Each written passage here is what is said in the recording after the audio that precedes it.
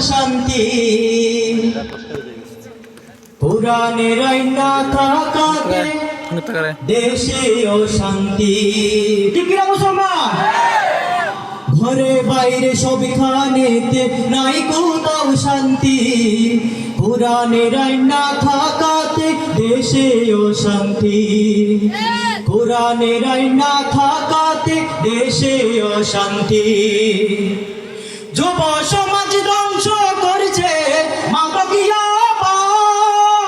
মানুষকে পথভ্রষ্ট করছে যত ভণ্ড বাবা। ঠিক না? যুব সমাজ ধ্বংস করছে মাদকিয়া মানুষকে পথভ্রষ্ট করছে যত ভণ্ড বাবা।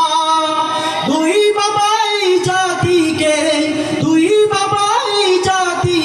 করছে সবচেয়ে ক্ষতি কোরআনের আইন না থাকাতে দেশে অশান্তি কোরআনের আইন না থাকাতে দেশে অশান্তি।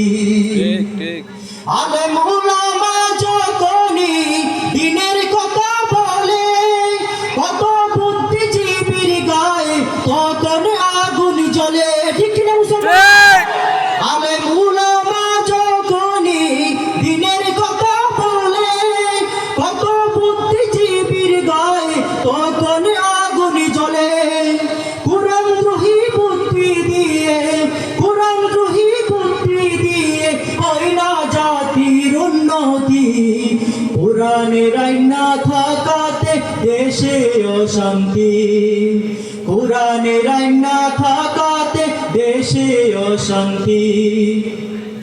হাজী পাড়ার এই মাহফিল থেকে আমরা বলতে চাই কোরআন ছাড়া বাংলাদেশে শান্তির আশা নাই। ঠিক না মুসলমান?